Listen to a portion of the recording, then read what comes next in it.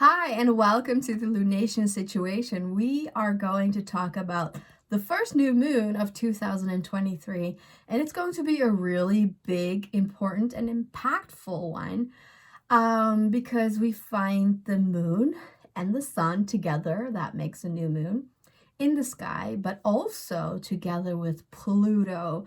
And Pluto is a very magnetic, powerful planet, and this signifies a very important event because this new moon takes place at 1 degree and 32 minutes of the sign of Aquarius. So this new moon is really ushering in, I believe, a new era because in the coming time, so exactly 2 months ahead, we find Pluto entering Aquarius itself.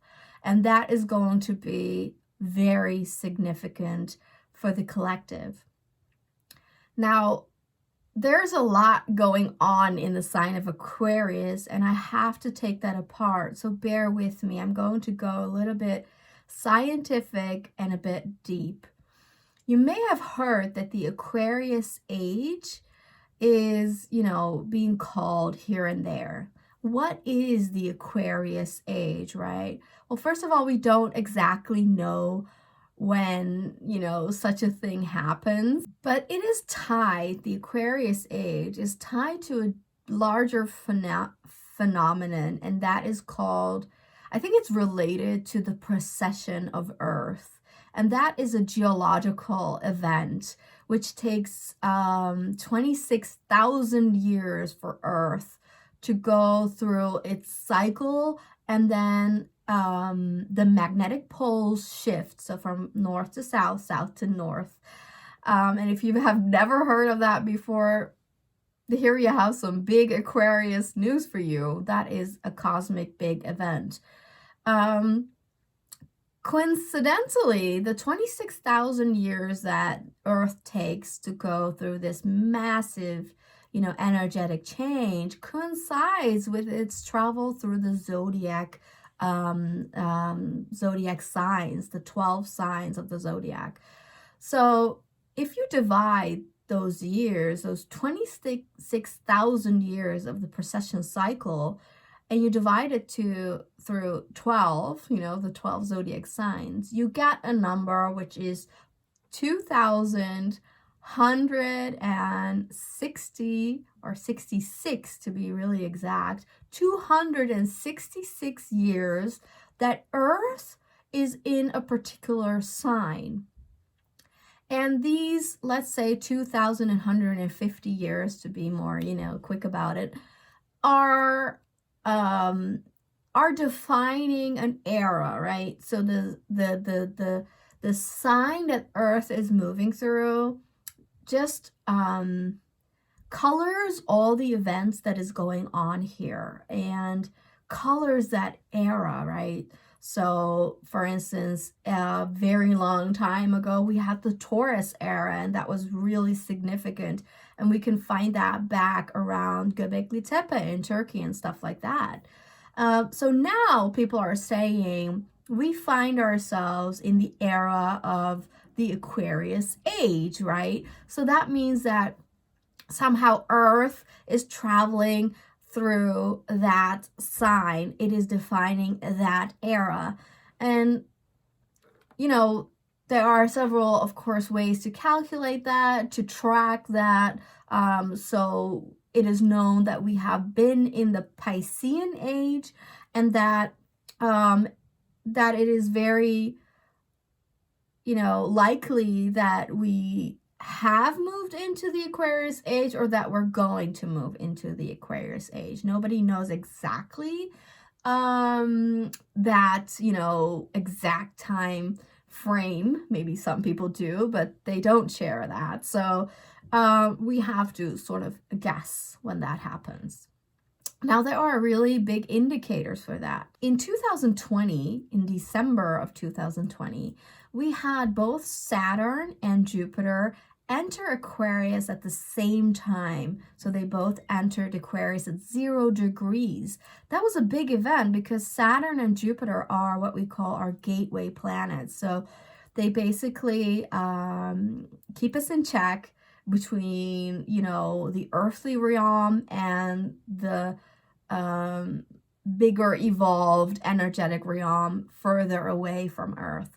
So they are sort of in between, literally between us here and then the outer planets, which are really far away, which is, you know, what we know to be Uranus, Neptune, and Pluto. So the fact that this happened at the end of 2020 indicated to most astrologers that that was the beginning, sort of, you know, the window opening to the Aquarius age, or at least a very significant part of it. It is likely that that transition period doesn't just happen like this. You know, that's how our human mind works and how we often think about time. But it's more likely that it's more fluid and that it's more like, you know, slowly transitioning into a different era, a different age. So that might have been step 1, 2020, at the end of it. And now we find ourselves at a very significant other step into the Aquarius age. And that happens on March 23rd of 2023. 23. When Pluto enters 0 degrees of Aquarius. So it's touching that moment when Saturn and Jupiter entered Aquarius at the end of 2020. So you might also reflect for yourself, where were you at that time? Where were you in your development? Because this new moon at 1 degrees of Aquarius is highlighting that event as well. It is touching upon what happened to you, around you at the end of 2020. And it is really significant to evaluate that, because once we hit March, and Pluto enters Aquarius and stays there ultimately till 2044. So we have a good 20 years of Pluto being in Aquarius. So of course, yeah, when was the Aquarius age? Are we in the Aquarius age? Are we going to enter the Aquarius age?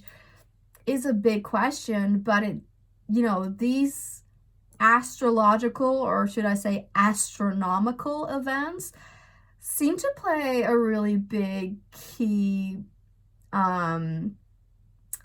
you know, they are saying something really powerful. So we might as well be in the Aquarius age if so many Aquarian things are going on, right?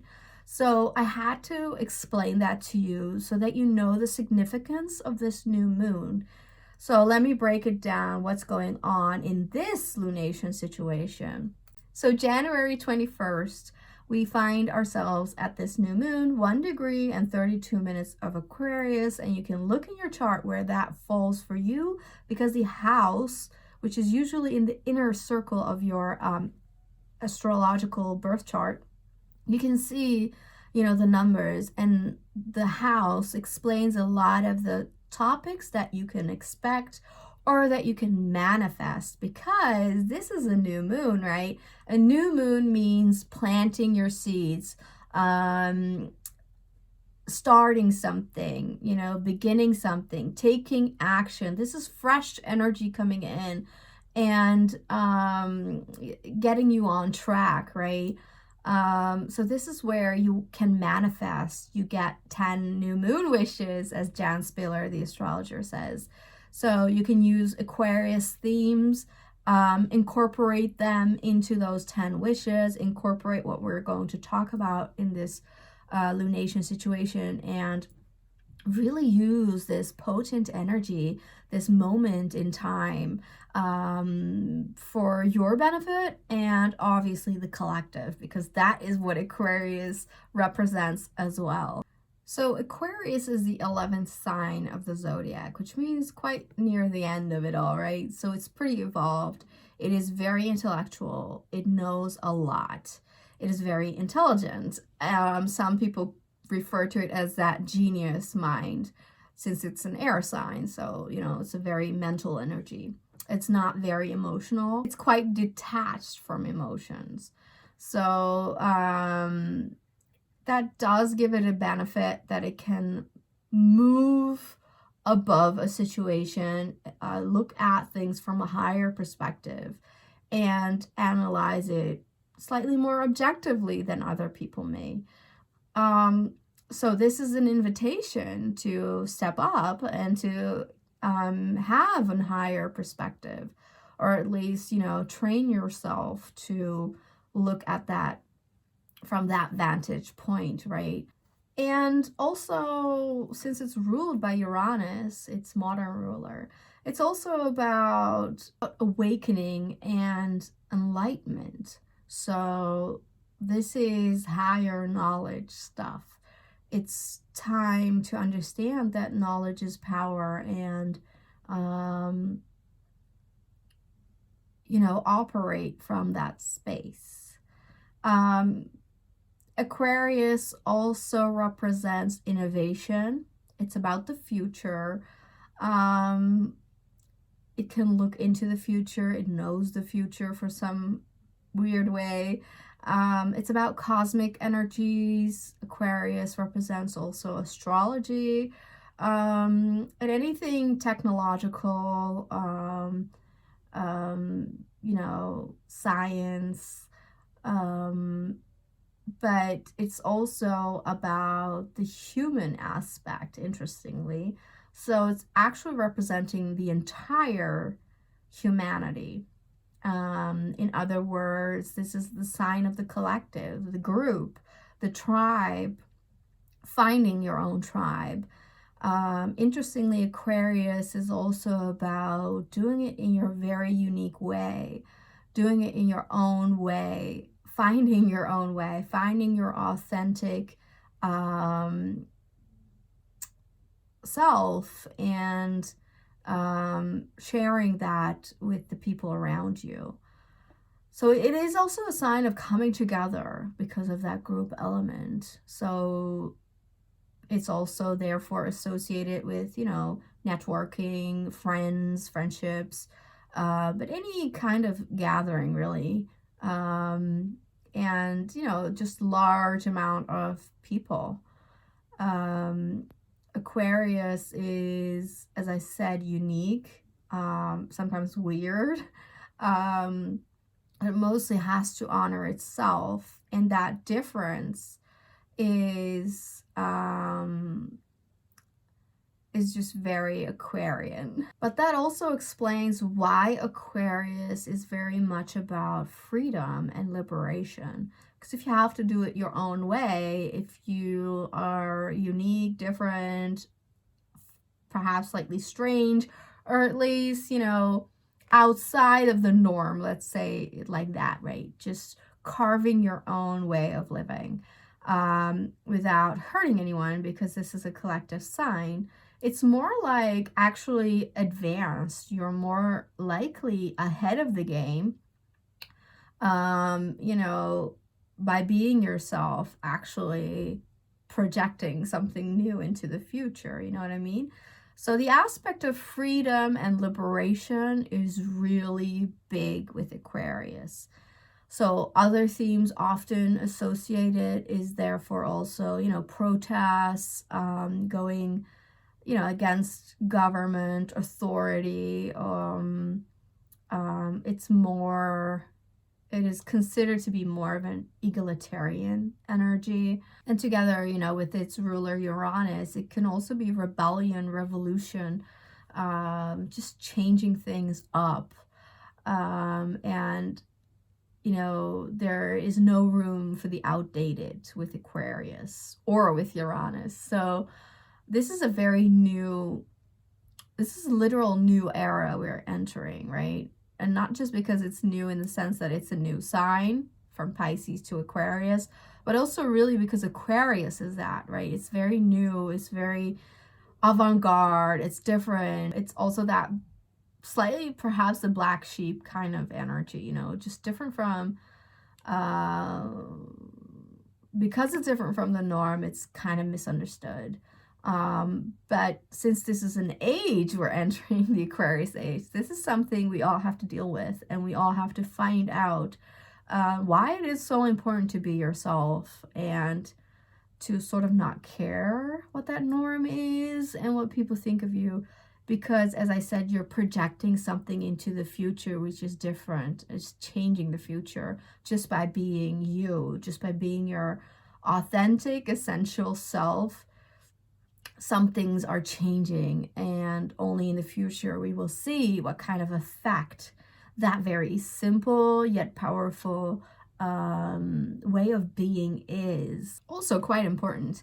Aquarius and its ruler Uranus also represent frequencies, vibration, you know, therefore, you know, the quantum field, as I said, astronomy, anything cosmic. So, and also representing, you know, awakening and enlightenment. These topics are very important too. So the Aquarius age and this new moon in particular are also ushering in a very great, big awareness of what energy is and how frequencies and vibrations work and how they affect so much. So it is really time to, if you don't know about these things, to really learn and to enhance your knowledge on these topics. Because once we're in the Aquarius age, this is going to be really significant to know how energy works. It's actually the core of everything. If you really want to contribute, which is also a very Aquarius thing, right? To contribute to a population, to a collective, through energy, through something different and unique. It is really important to understand what energy is and how it operates. Really, really, really is. It is like cracking the code of everything there is. It's sort of like the God code, I would say, once you understand how that operates. And it just makes you much more powerful. Now, you know, some might find that a dirty word, but to be able to stand in your own power is everything. And it's not what we think. It's not the material. It's not how much money you own. It's not your possessions. It's not how many titles you have or diplomas or anything like that. But it's really that Aquarius power of knowing who you are, being that unapologetically, affecting a bigger group through being that authentic, you know, different, unique person that you are, which we all are. Yeah. So that's how you really contribute to this world. By doing you and not following a program, not following society's norms or whatever most people are doing. So once you distance yourself from those things and find your own voice, find what's important for you, find how unique you are and what's so good about you and what's maybe not so good about you. You need to know all of it. That's how you become powerful. If you know what's, you know, sort of your light side and your dark side, and then, you know, things begin to shift. And let me tell you that if you don't know about your own dark side, or about the dark side of the community or Earth or the times that we're living in, Pluto is the planet that digs up the dark. So it's the lord of the underworld, and it's conjunct this new moon. So everything that Pluto represents is in infused into this new moon situation. So we need to dig deep, or else Pluto will. And I have to say that because these are very collective signs, because Pluto represents the collective as well, these are very big themes. So it's much wider than just one person, but obviously one individual and another individual and another individual make up a collective and a group. So eventually, obviously, an individual is very important. So, and actually that's how energy works. So if you are centered within yourself, you know who you are, you know all the colors that you are, and you know what you want to represent in this world, what's important to you, then you have such, that affects so many people. Some people say it affects 70,000 people. Can you believe that? Like, if that's true, then one person is incredibly powerful. And that is something we have forgotten. We have forgotten how significant a person is, and we have forgotten how energy works, which is, as I said, cracking the God code. So now let's look more specifically into this lunar situation, right? So, as I said, the infusion with Pluto. Now, this is kind of, as I said, significant because with this lunation, Pluto is still in Capricorn at 28 degrees. So near the very end tail of it, it has only 2 months that it's going to, be in Capricorn, and then it's moving into Aquarius. So Pluto isn't here yet, not fully. But I feel that since it's connected to this new moon, it is sort of like tipping its toe. So it's sort of like, I'm almost there, and take my hand and take me with you. Is almost like that's what Pluto is saying to the moon and the sun, like, guide me into Aquarius. I don't know. I'm not sure if that's how it works, but that's kind of the feeling you get with this. So this is a big taste of what the Aquarius age is going to usher in, especially from March 23rd on, with Pluto being there. But it's also, of course, a new moon always is the beginning of at least a 6 months period. But as I said, since this is kind of ushering a 20-year period, this is a pretty powerful new moon, right? So I feel that here we are at the advantage point because Pluto isn't in Aquarius yet. So you have 2 months and this lunation manifestation, time situation, that you can sort of dictate how Pluto is going to work in Aquarius and how it's going to work for you in Aquarius. Do you understand? So I said this before in another video. We often feel that like planets, dictate us, or at least their energy affects us, right? That's clearly through astrology we see that. But,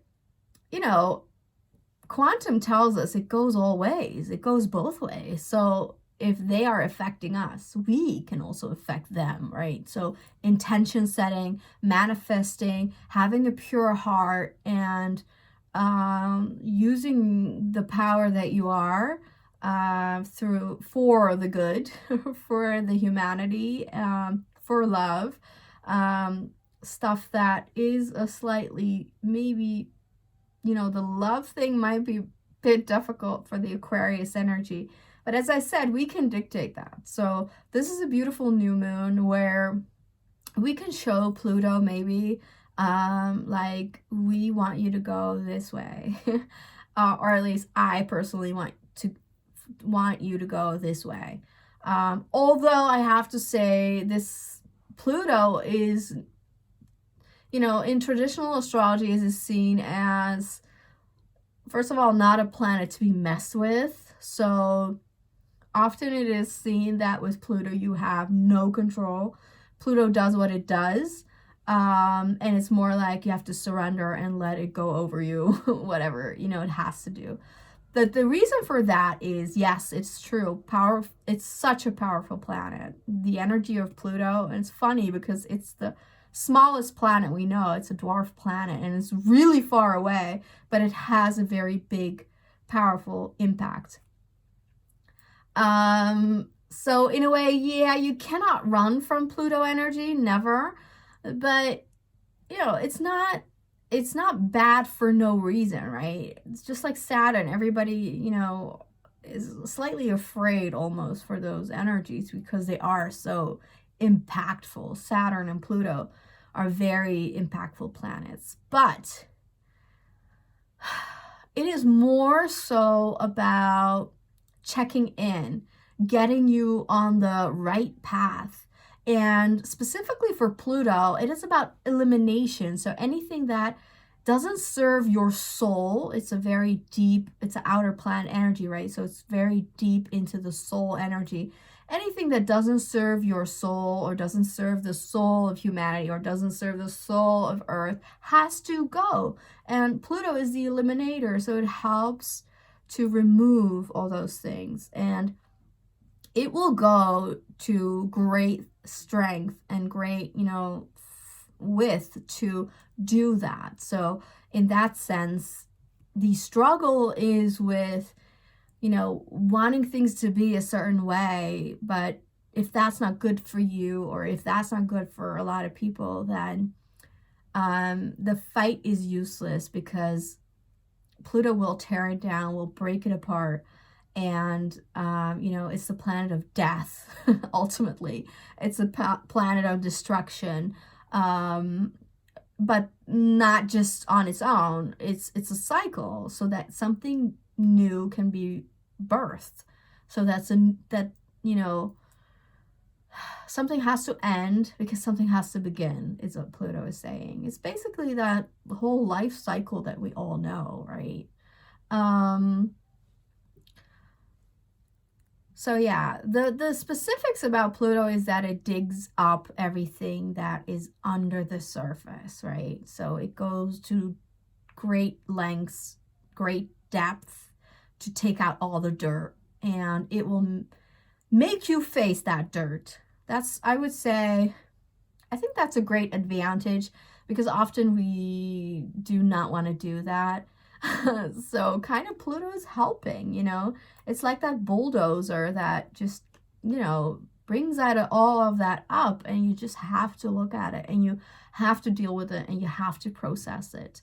And the reason for that is because you cannot go on, you cannot evolve if you don't do that. So that's why Pluto is also, you know, a very healing energy and also an alchemizing energy. So it transforms, it's about transformation. It transforms the energy. So this is also taking place with this new moon, right?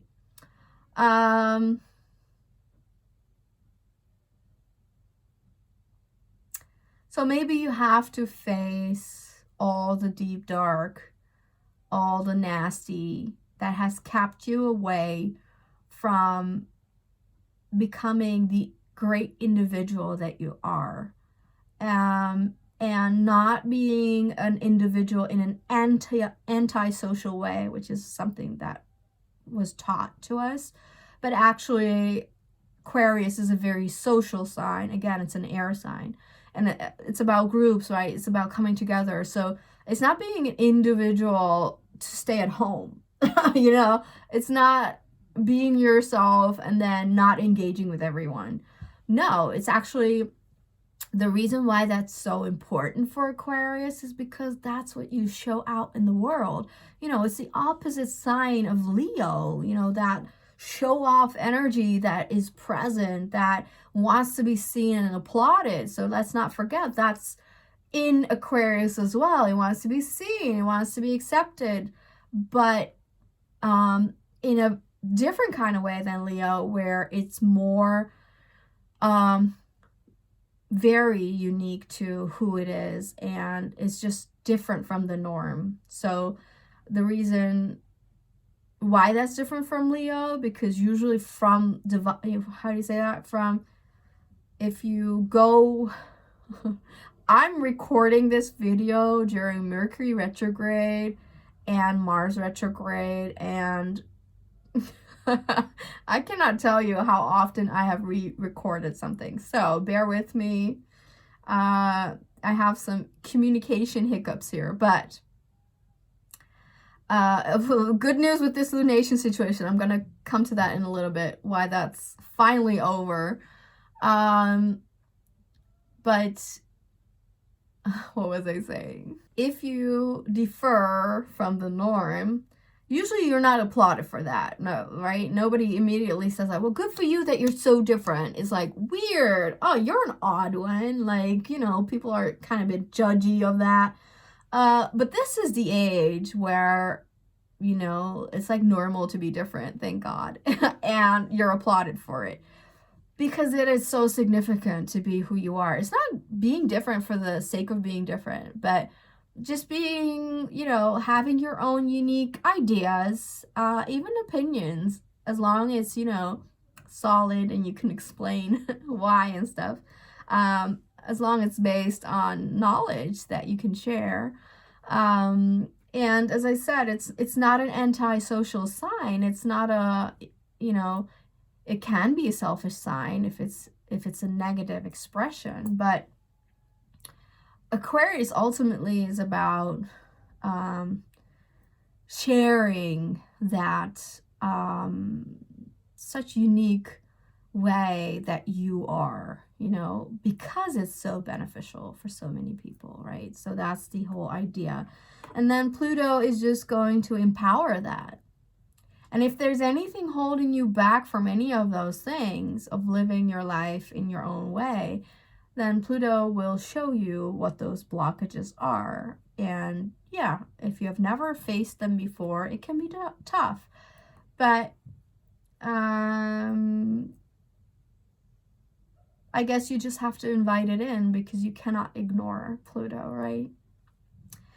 So again, this is a powerful new moon from that point and perspective, right? But then there are nice other little things going on in this lunation situation. So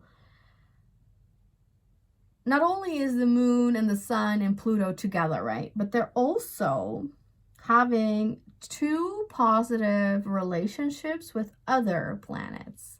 So let's begin with one, which is Mars. It is trining, which is a beautiful, harmonious flow of energy between, you know, this new moon situation and Mars, our planet of action, of fire, of lust for life, passion, the planet that motivates and brings us energy, you know, take action and all of that.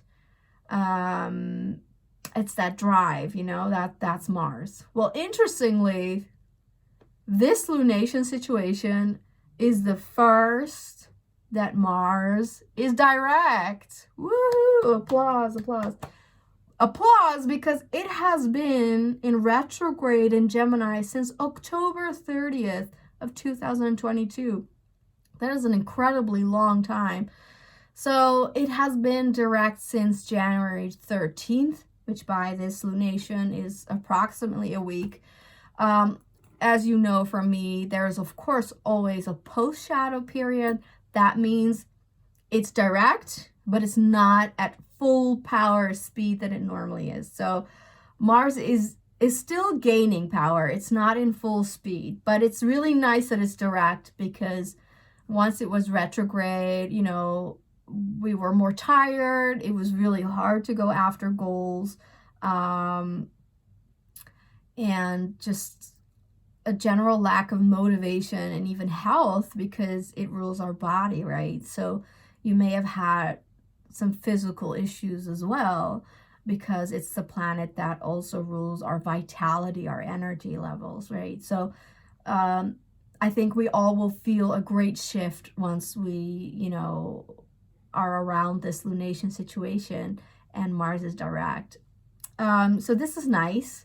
So you know, new moon is always about a beginning, right? It's perhaps the beginning of the Aquarius Age, or at least a very significant beginning of it, a significant part of it, I should say. But so with Mars here finally being able to go direct, having much more power than it had for the last couple of months. So this is nice. This means we have power, we have motivation again, we have energy. So anything we want to manifest and anything we have intentions around, wishes for this new moon, is backed up with enough motivation, drive, and energy to complete.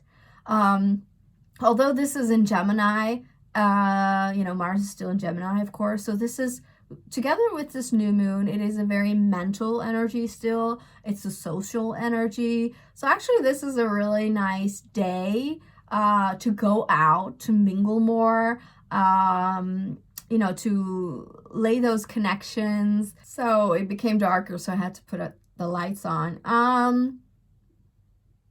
So yeah, this is a time to be with friends. This is, time to be more chatty, to have intellectual conversations, or at least, share ideas, because Aquarius is, the higher octave of the air signs, right? So Gemini and Aquarius are all about ideas and, different ways of thinking and looking at things, and just much more active, right? So this is nice. You have some activity, potential for great activity and socialization from this lunation on. But the nice news is this, that it is even more enhanced, what I just said, and connected to love, which we all want, of course, because the sun, the moon, and Pluto is sextiling Jupiter in Aries. Now, this is really nice. This means, as I said, Mars is just direct, so has much more potential and momentum for action. And this is enhanced by Jupiter in Aries saying, let's go, finally, we can do something. Finally, we can go after our goals, because for the last few months, everything kind of has been on hold, right? We haven't been able to take a lot of action, or at least not much has come from it, because Mars was retrograde and because also Mercury was retrograde. But that more of that in a minute. So this is really nice. Jupiter brings in enhanced drive, enhanced passion, and just expanding those Aquarius themes, and bringing fire behind it to, socialize, to be together. Also, this is sort of a sexual energy, so this is also about perhaps a dating energy. Aquarius being technology, maybe you want to use technology to go on a date. There is some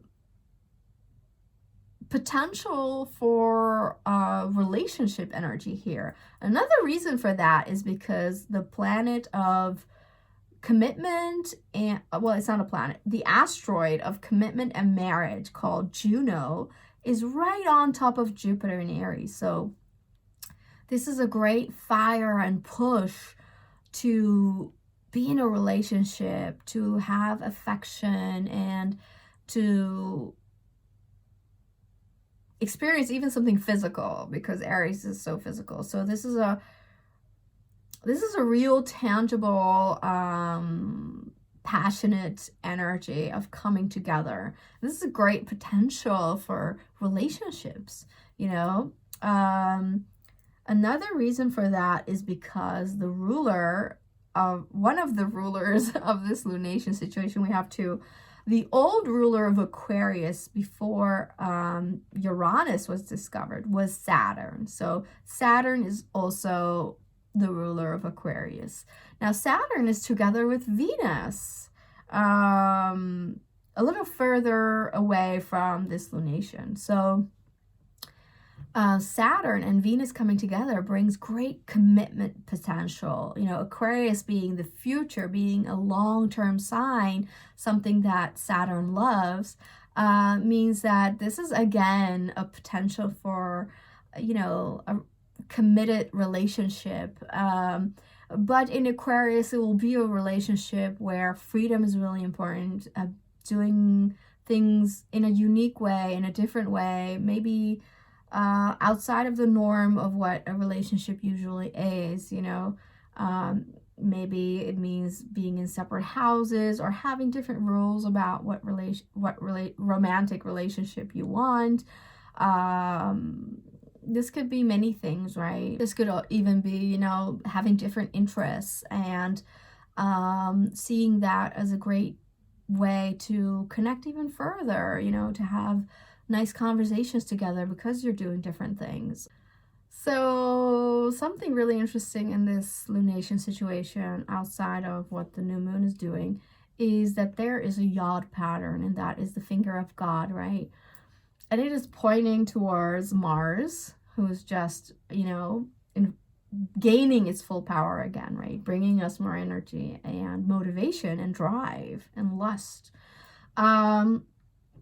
It is having a weird relationship, slightly awkward, with Mercury in Capricorn, who's very serious and goal-oriented, right? Our mind is thinking of goals, and that's normal because this is the first time that we can really start something with much more potential than, you know, the last few months.